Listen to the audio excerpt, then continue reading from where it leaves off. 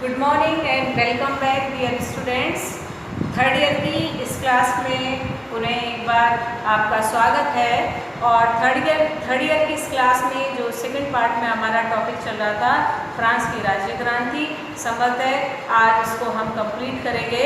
और दो छोटे छोटे से टॉपिक्स उसमें और रह गए थे, कुछ पॉइंट्स रह गए थे। उसमें सबसे पहला आपका है आतंक का राज्य। देखिए, जैसा नाम से ही विदित है, आतंक का राज्य से अभिप्राय है कि चारों तरफ भय और डर का माहौल या आतंक और भय का वातावरण क्रिएट किया जा चुका था। आप देखिए, जब से कन्वेंशन के शासन की शुरुआत हुई, तब प्रारंभ से ही एक के बाद एक लोगों को गिलोटिन पर चढ़ाया जा रहा था, या दूसरे शब्दों में हम कहें तो उन्हें मृत्युदंड दिया जा रहा था। अभी मृत्युदंड किन्हें दिया जा रहा था? जिन लोगों ने क्रांति को नेतृत्व प्रदान किया था, उन लोगों को जिन्होंने क्रांति को सफल बनाने में अपने प्राणों की आहुति दी थी, ऐसे लोगों के विरुद्ध कार्रवाई करने का प्रयास इस कन्वेंशन के शासन में किया जा रहा था। अब आप देखिए, स्थिति ये थी कि जो लोग फ्रांस के लिए एक अच्छी शासन व्यवस्था स्थापित करने के उद्देश्य से क्रांति में अपना सर्वस्व बलिदान कर चुके थे, उसके बावजूद अब भी उन्हें वो एक अच्छी व्यवस्था नहीं मिल पा रही थी, वरन लुई 16वें से कहीं ज़्यादा आतंक का माहौल फ्रांस में चारों ओर फैलने लगा था। और जिन लोगों को गिलोटिन पर चढ़ाया जा रहा था, जिन लोगों को मौत की सज़ा सुनाई जा रही थी, वो सारे लोगों को यह कह कर के दंड दिया गया कि ये लोग गणतंत्र के विरोधी हैं, जबकि वास्तविकता में ऐसा नहीं था। अब अधिकांश लोग जो है अब अपने अपने स्वार्थों, अपने राजनीतिक लाभ के लिए कार्य कर रहे थे।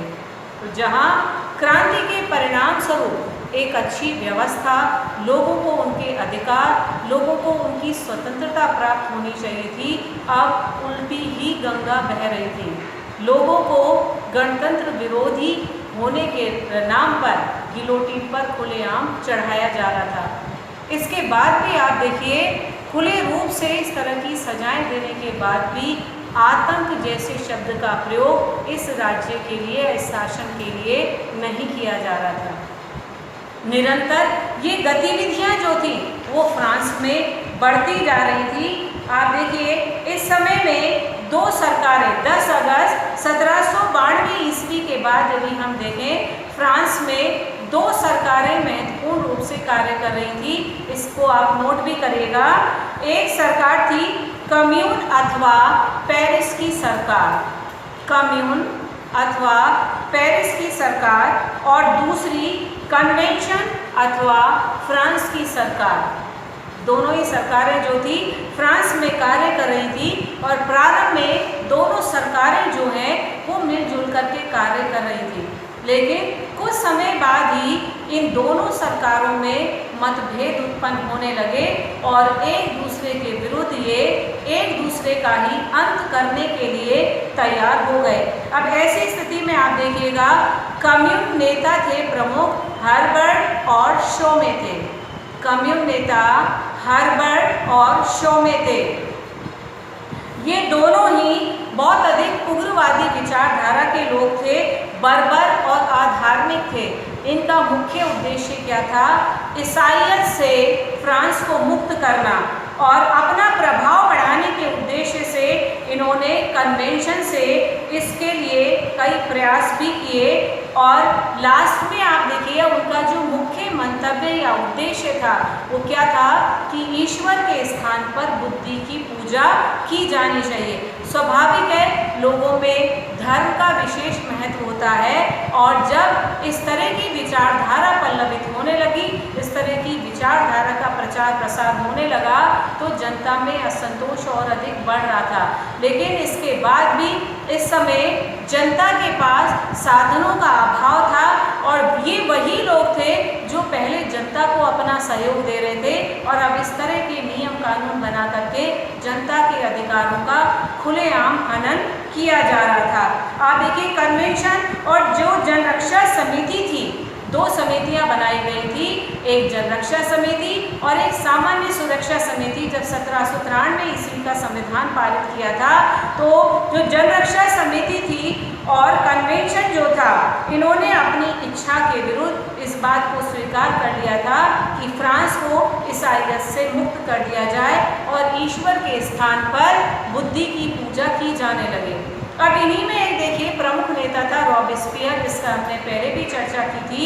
तो रॉबेस्पियर जो था वो इस विचारधारा से संतुष्ट नहीं था और जनरक्षा समिति जो थी उसमें ये अभी सबसे प्रभावशाली और शक्तिशाली सदस्य था।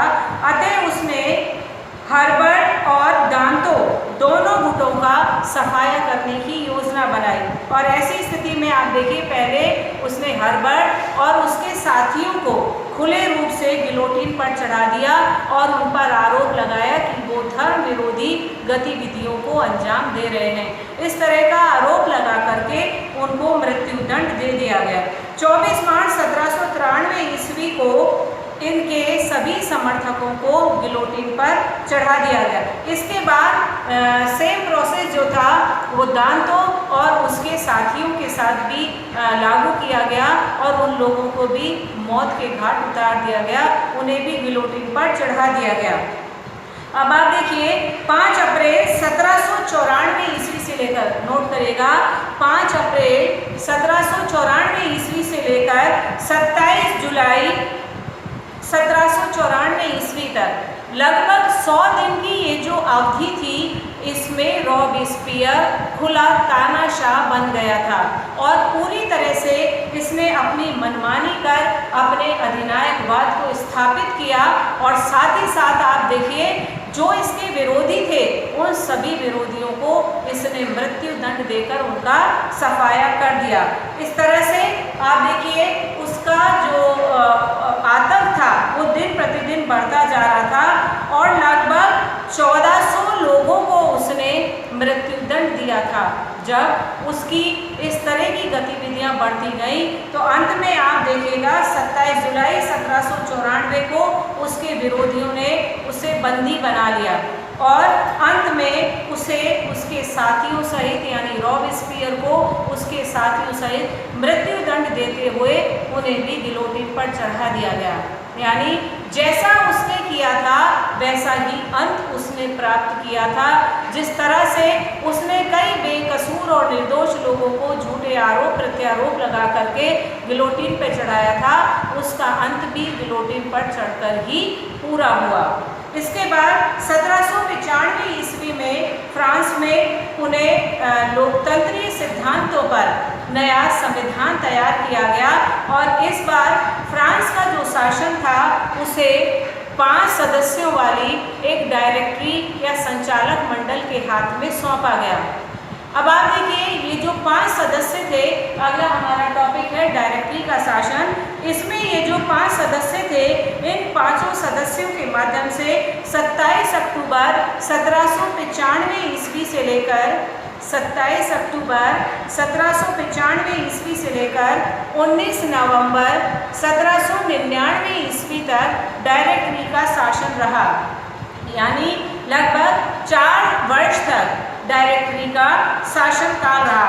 अब इन 5 सदस्यों में से यदि हम एक सदस्य कार्नट को छोड़ दें तो शेष 4 सदस्य जो हैं वो काफ़ी कम बुद्धि वाले और बहुत ही बदनाम और स्वार्थी राजनीतिज्ञ थे।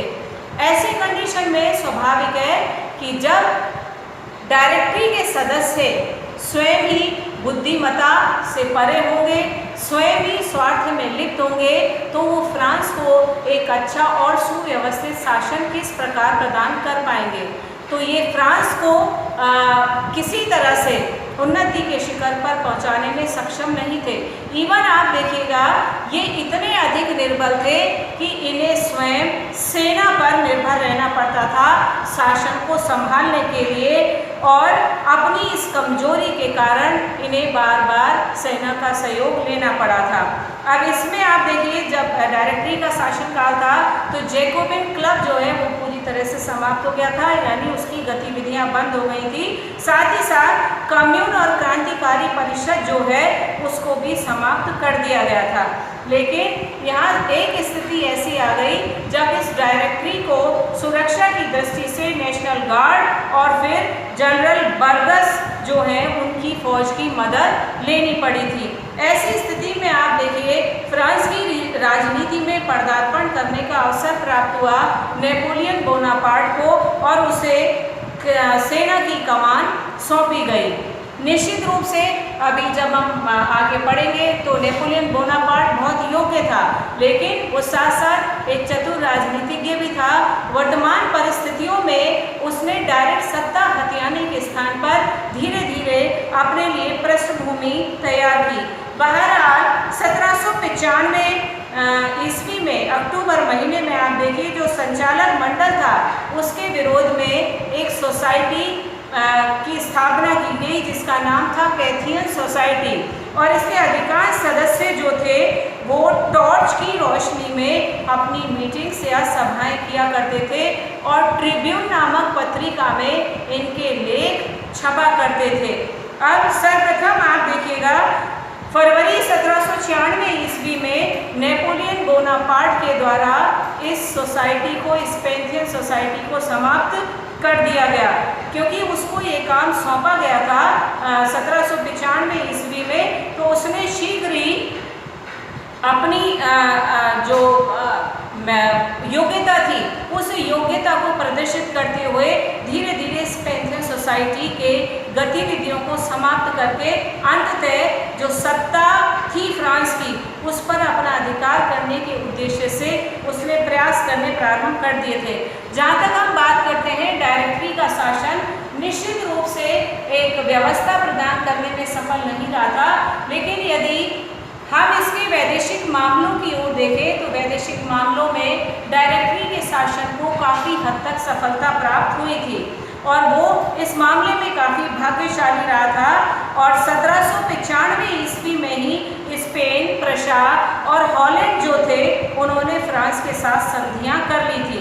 इसके बाद पुर्तगाल, सैक्सनी और हेसेस नामक जो जर्मन राज्य थे, इटली के परमा, नेपल्स आदि और पोप के राज्य, इन्होंने भी फ्रांस के साथ संधियां करना प्रारंभ कर दिया था।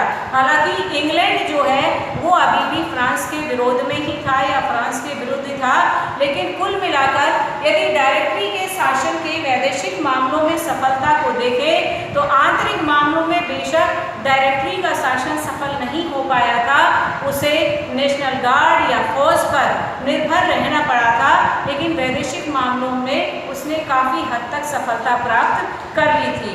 अब इसके बाद हम बात करते हैं क्रांति का प्रभाव। विभिन्न यूरोपीय देशों पर फ्रांस में हुई राज्य क्रांति का क्या प्रभाव पड़ा, उसके पॉइंट्स के रूप में सर्वप्रथम हम बात करते हैं सामंती प्रथा का अंत हुआ।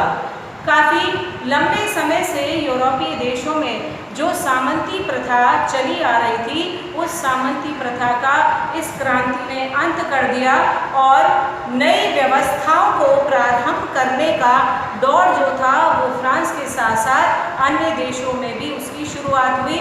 एंड स्पेशली आप देखिए पूर्व में हम पढ़ भी चुके हैं फ्रांस में गणतंत्र की घोषणा की गई थी। फ्रांस में जब डायरेक्टरी का शासन बना था उससे पूर्व जब संविधान का निर्माण किया गया था तो उसमें जनतंत्रीय विचारों और सिद्धांतों को महत्ता प्रदान की गई थी या उन्हीं को आधार बनाया गया था। फिर आप देखिए धर्मनिरपेक्ष राज्य का उदय भी इस फ्रांस की क्रांति के प्रभाव स्वरूप हुआ था। विभिन्न यूरोपीय देशों में सिर्फ ईसाई मतावलंबी नहीं थे बल्कि यहूदी आदि धर्म को मानने वाले लोग भी थे।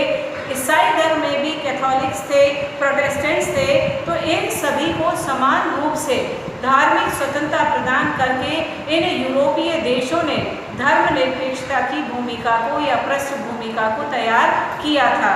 इसके बाद आप देखिए राष्ट्रीयता का विकास जो है वो भी फ्रांस की राज्य क्रांति की ही देन है। राष्ट्रीयता से अभिप्राय जैसा कि आप सभी जानते हैं अपने देश को सर्वोपरि मानना, अपने देश की आन बान और शान के लिए सर्वस्व न्यौछावर करने की जो भावना है उस भावना का उदय भी इस फ्रांस की राज्य क्रांति से ही हुआ था। और ये भी मानना था राष्ट्रीयता का जब देश में शांति और व्यवस्था कायम रहे और साथ ही साथ विदेशों के साथ भी अपने राष्ट्र के अच्छे संबंध स्थापित हों, मैत्रीपूर्ण संबंध रहे, क्योंकि रक्तपात से सिर्फ देश की बर्बादी होती है, देश की उन्नति संभव नहीं होती है। तो अपनी राष्ट्रीयता के विकास में हर नागरिक का जो दायित्व होता है वह चीज भी इस राज्य क्रांति के माध्यम से पूरे यूरोपीय देश के समक्ष रखी गई थी और धीरे धीरे इसी को अपना आधार मानते हुए यूरोप के विभिन्न देशों में राष्ट्रीयता की भावना जो है वो बलवती होती चली गई थी। फिर आप देखिए राजनीति के क्षेत्र में भी विभिन्न जो सिद्धांत थे वो फ्रांस की राज्य क्रांति के परिणाम स्वरूप या उसके प्रभाव स्वरूप थे। जैसा कि अभी हम देखते हैं यूरोप के विभिन्न देशों में राजतंत्र था और राजतंत्र भी निरंकुश राजतंत्र था, जहां दैवीय सिद्धांत या दैवीय अधिकार में विश्वास किया जाता था। राजा सर्वे सर्वा होता था और राजा की हर आज्ञा का या हर आदेश का पालन करना प्रजा का नैतिक दायित्व बताया जाता था। ऐसी स्थिति में आप देखिए जहाँ दैवी अधिकार या दैवी सिद्धांत में विश्वास किया जाता है, जहाँ एक और प्रजा का कर्तव्य होता है तो राजा का भी ये कर्तव्य होता है कि वह अपनी प्रजा के बहुमुखी विकास के लिए कार्य करे। लेकिन यहाँ उल्टा था, निरंकुशता इतनी अधिक बढ़ गई थी कि सिवाय अपने निजी स्वार्थों के लिए राजतंत्र कार्य कर रहा था, जनता की भलाई के लिए कोई कार्य नहीं किए जाते थे। व्यक्ति की महत्ता जैसा महत्वपूर्ण बिंदु भी फ्रांस की राज्य क्रांति की ही देन है। जब व्यक्ति विशेष के महत्व को स्वीकार किया जाने लगा, ये फ्रांस की क्रांति के द्वारा ये स्पष्ट किया गया कि व्यक्ति जो है वो किसी भी राज्य के लिए, किसी देश के लिए महत्वपूर्ण होता है और उस व्यक्ति की शक्ति जो है वो जब संगठित हो जाती है तो बड़े से बड़े जो चेतावनी होती है उसको भी स्वीकार करती है, हर मुश्किल से उभर जाती है। इसके साथ ही साथ आप देखिए जब व्यक्ति को महत्ता प्रदान की जाती है तो व्यक्ति को विभिन्न अधिकार भी दिए जाते हैं। यहाँ व्यक्ति की महत्ता से अभिप्राय ये मनुष्य को या एक व्यक्ति को जीवन जीने के लिए जो साधन और संसाधन राज्य द्वारा उपलब्ध कराए जाने चाहिए उन पर व्यक्ति का अधिकार होता है और उसे राजनीतिक दृष्टि से या राजनीतिक अधिकारों के रूप में देखें, मताधिकार का प्रयोग व्यक्ति का अपना अधिकार होता है और इन व्यक्तियों से ही मिलकर समाज और राष्ट्र का निर्माण होता है। यदि कोई भी राज्य व्यक्ति विशेष की महत्ता को नकारता है तो वह राज्य अपने पतन की ओर उन्मुख हो सकता है और अपने राज्य में होने वाले विभिन्न विद्रोह के लिए वह राज्य स्वयं उत्तरदायी होता है। ऐसी कंडीशन में व्यक्ति के बहुमुखी विकास के लिए राजा का ये उत्तरदायित्व है कि वह उसको उसके अधिकार प्रदान करे, चाहे वो व्यक्ति का स्वतंत्रता संबंधी हो, चाहे भाषण अभिव्यक्ति संबंधी हो या फिर धार्मिक स्वतंत्रता संबंधी हो, व्यक्ति को उसके अधिकार प्रदान किया जाना अति आवश्यक है। साथ ही साथ आप देखिए इस क्रांति ने समाजवाद की विचारधारा को भी जन्म दिया, जिसमें व्यक्ति मिलकर के जो भी लाभ होता है उस पर सामूहिक रूप से सबका अधिकार हो। ऐसी विचारधारा जो है वो भी फ्रांस की राज्य क्रांति की देन है। और सबसे महत्वपूर्ण बात जो इस फ्रांस की राज्य क्रांति से प्राप्त होती है वो है स्वतंत्रता, समानता एवं बंधुत्व की विचारधारा की शुरुआत फ्रांस की राज्य क्रांति से ही मानी जाती है। स्वतंत्रता से आप भली भांति परिचित हैं, जब व्यक्ति को उसके विचारों की अभिव्यक्ति, जब व्यक्ति को उसकी व्यक्ति का स्वतंत्रता, उसको भाषण का अधिकार, उसको लेखन का अधिकार आदि प्रदान किए जाएं, उसको धार्मिक स्वतंत्रता दी जाए, ये उसकी स्वतंत्रता के अंतर्गत आती है। वहीं समानता, जैसा कि हमने देखा पूरी फ्रांस की राज्य क्रांति में समानता जो थी वो कहीं भी देखने को नहीं मिलती थी। असमानता के कारण ही फ्रांस में क्रांति के बीज जो हैं वो प्रस्फुटित हुए थे। इसमें आप देखिए जो हमने 3 वर्ग पढ़े भी थे, कुलीन वर्ग और पादरी वर्ग और एक सामान्य या निम्न वर्ग। तो ऐसी स्थिति में आप देखिएगा जब स्टेट्स जनरल का अधिवेशन किया गया था, आपको याद भी होगा, जो तीसरा सदन या तीसरा वर्ग था जहां जनता के प्रतिनिधि सर्वाधिक थे, उसका स्टेट जनरल में महत्व नहीं था, क्योंकि वहाँ जो वोटिंग का अधिकार था, एक सदन को एक मत देने का अधिकार था। उस कंडीशन में जो विशेषाधिकार संपन्न वर्ग थे, यानी कुलीन वर्ग और पादरी वर्ग, वो किसी भी प्रस्ताव पर एक मत होते थे और अपना अपना वोट डाल करके अपने पक्ष के प्रस्ताव को बड़ी आसानी से पारित करवा लिया करते थे। तो ये जो असमानता थी, उस असमानता के कारण जनता में असंतोष जो था वो दिन पर दिन बढ़ता चला गया था और अंत में उसने क्रांति का रूप धारण कर लिया था। इसी प्रकार से बंधुत्व या भाईचारे की भावना जो है वो सिद्धांत भी फ्रांस की राज्य क्रांति को दिया गया कि कोई भी एक दूसरे का शत्रु नहीं होता है, हम सभी को मिलजुल करके भाईचारे की भावना के साथ जीवन यापन करना चाहिए। और यही स्वतंत्रता, समानता और बंधुत्व की विचारधारा किसी भी देश की उन्नति और तरक्की में अपनी महत्वपूर्ण भूमिका निभाती है। इसलिए ये जो विचारधारा थी उसने यूरोप के विभिन्न देशों को अपने इस क्रांति से प्रभावित किया था और उन देशों में भी क्रांति के लिए एक बड़ी पृष्ठभूमि या एक बड़ा आधार प्रदान किया था। आज हमारा फ्रांस की राज्य क्रांति का जो टॉपिक था वो समाप्त होता है और इसमें से संभवतः, क्योंकि क्लासेस जो हैं वो छोटी होती हैं, हम कोशिश करते हैं कि पूरा कवर उस कम समय में कर सकें, तो कभी स्पीड भी ज़्यादा हो जाती है, आपको लिखने का अवसर भी प्राप्त नहीं हो पाता है। तो पहले की भांति पुणे में यह कहूँगी कि ऐसा मौका जल्द आएगा और अवश्य आएगा जब हम लोग बैठ कर के क्लासेस लेंगे।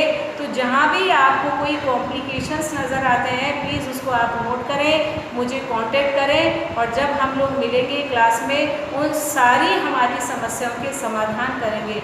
इन्हीं उम्मीदों के साथ आप सभी को बहुत बहुत धन्यवाद। Thank you very much to all of you. Have a nice day.